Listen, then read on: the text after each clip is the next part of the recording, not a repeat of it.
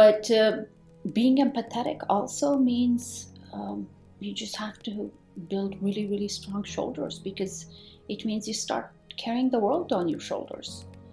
And here's my dilemma as an Afghan woman. There's this one narrative.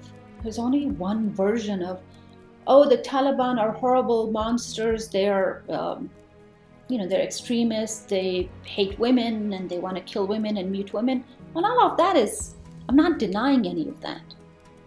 But I also want to challenge the world to understand, who are the Taliban? Have we ever asked those questions? What kind of homes did these young men grow up in? What kind of mothers, sisters, fathers, grandparents love? Did they have any love as they were growing up? And then to be sent as a child because your family cannot afford to feed you, they send you across the border to go to a school where politics of your neighbors utilize that vulnerability and teach an ideology of extremism and one of violence and one of torture to kids as little as 7 years of age. We shouldn't forget that. The reason they've become monstrous in their behavior is because of their upbringing, of the political elements that have trained them to become as such. As an educator, as a mother, as someone who only accepted the position of ministry, not because I wanted to be a politician. I didn't care for that title. I didn't care to be a minister. But when the president asked me the question, do you not want to give and provide what you're providing to your daughter to the rest of the nation's children? How can you as a mother say no? And so that was my reason for joining politics, not because I was interested in the seat, but because to me, I was asked to think of the millions of children of Afghanistan as my own. I'm blessed with a beautiful daughter. And it's that ego. I could not say, no, I'm only going to stick to my daughter and not open up myself to the other children of Afghanistan. But today, this empathy also forces me then to question,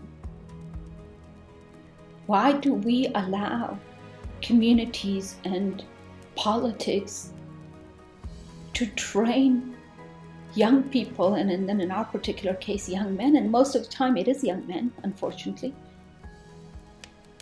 to become so violent? Because we definitely now know through research and enough experience that when a child is grown in an environment, in a home, in a society where he's surrounded by love and compassion and mercy, that child doesn't become violent. Violence is an ugly, vicious cycle that perpetuates itself.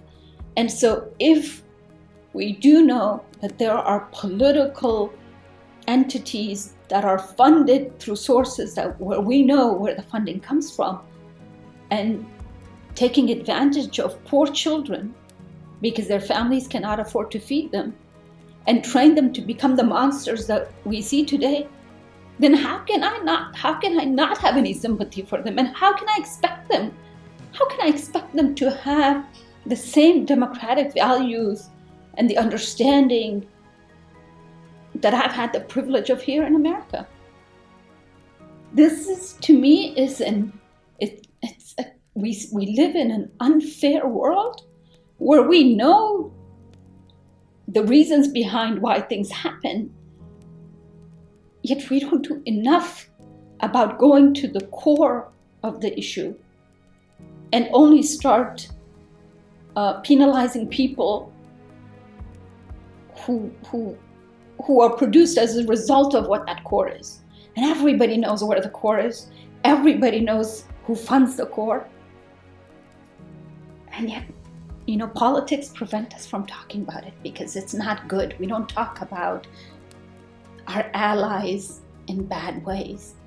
We go blind, and this is what I hate about politics, is that politics turn a blind eye to the wrong and the wrongs that supposedly our allies do in the name of whatever they give. But we only start punishing the people who then start practicing what our allies have taught them to do.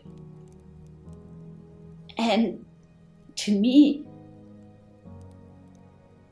as much as I like to badmouth the Taliban today and say they're a horrible group and they're vicious and I believe all of that, but I also try to understand where they're coming from. And I cannot make that judgment call.